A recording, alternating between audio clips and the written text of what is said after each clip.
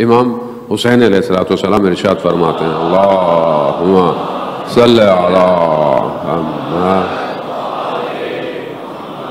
امام ارشاد فرماتے ہیں، امام دعائے عرفہ کے اندر کہ پروردگار یہ جو طلب ہے، یہ جو میں تجھے طلب کرتا ہوں، یہ طلب میرے اندر ایجاد کر. یعنی میں جو تجھے طلب کروں، میں جو تجھے پھکاروں، یہ پھکارنے کو میرے اندر ایجاد کر پروردگار. اگر ایجاد کرے گا تو میں پھکاروں گا.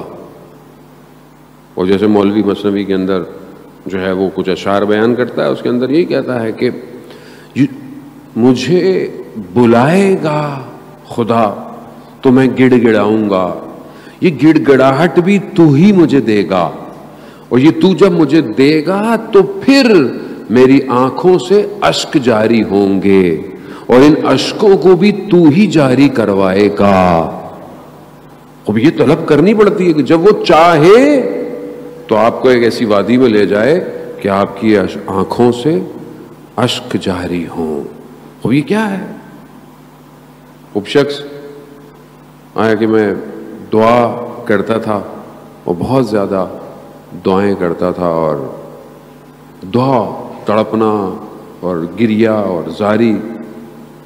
مولوی نے مثنوی میں اسی کی مثال پیش کی ہے. بہت گریہ زاری کرتا تھا، لیکن اس کی کوئی دعا جو حاجت تھی وہ پوری نہیں ہوتی تھی.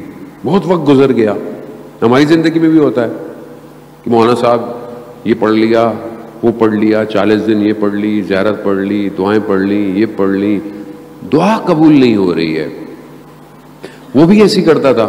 شیطان آیا، کہا کیا کر رہے ہو؟ ہر وقت دعائیں، ہر وقت مناجات. کہا جب تمہاری دعا پوری نہیں ہوتی تو چھوڑ دو. اس نے کہا آہستہ آہستہ آہستہ آہستہ آہستہ چھوڑ دو. اب ایک بزرگ پہنچے، کہا کہ یہ دعائیں تم نے کیوں چھوڑ دی؟ کہا دعا پوری نہیں ہوتی تھی. کہا یہ جو دعا مانگتے تھے، گریا کرتے تھے، یہی تو دعا تھی، یہی تو خدا تمہیں دے رہا تھا. خدا یہی تو چاہتا تھا کہ تم گریے کرو، تم رو. اگر جسے تم سمجھتے ہو اپنے لیے کہ پورا ہو جائے، وہ تمہیں کیا پتا کہ خدا تمہیں دینا کیا چاہتا ہے. اللہم صلی علی محمد وآل محمد. وہ ہم تو مادے کو سمجھتے ہیں نا کہ خب یہ چیز پوری ہو جائے، یہ مل جائے، وہ مل جائے تو اپنا مادہ کہاں اس کیفیت کو پورا کرے گا جو خدا آپ کو بار بار بلا بلا کے.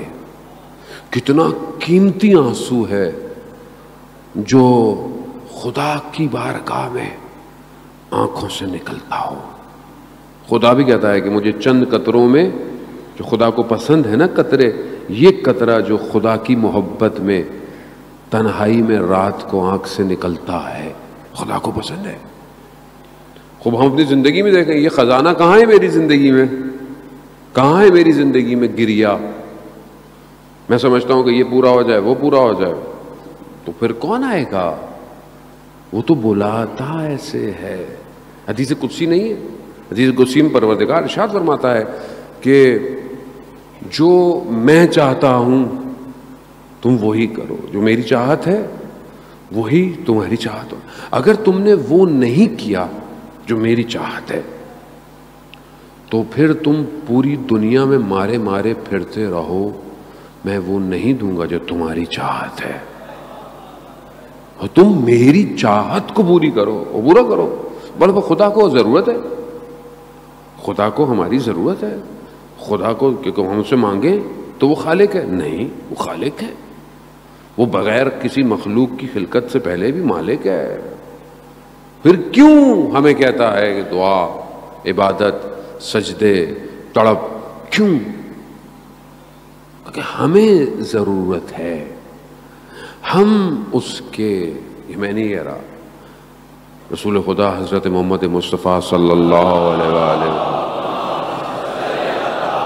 محمد وآلہ رسول خدا رسول خدا جب رات کو خاک میں اپنے رخسار کو رکھ کے خدا کی بارگاہ میں دعائیں کر رہے ہیں تو رسول کی ازواج امہات المومنین، امہات رسول خدا کیا کہتی ہیں؟ رسول خدا کی ازواج کیا کہتی ہیں کہ آپ کو کیا ضرورت ہے؟ آپ تو رسول خدا ہیں، آپ تو اسوہ حسنہ ہیں، آپ احسن خلقت ہیں، سب کچھ تو آپ ہے، آپ کو کیا ضرورت ہے خدا کی بارگاہ میں گڑ گڑانے کی؟ ہے سوال تو ہے۔ تو پر رسول خدا کیا فرماتے ہیں؟ کیا میں خدا کا شکر گزار بندہ نہ رہوں؟ بندہ رہوں۔ اس لیے پروردگار قرآن میں کہہ رہا ہے اسرا بعبدہ، میں اپنے بندے کو معراج پہ لے کے گیا۔ رسول نہیں کہا، نبی نہیں کہا، بندہ۔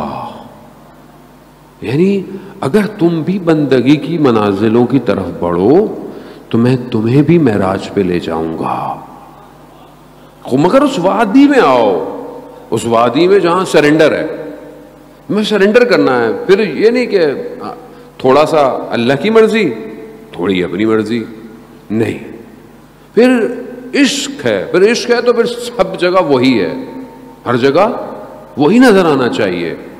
اب یہی اگر ہوگا تو پھر حجت خدا سمجھ میں آئے گا۔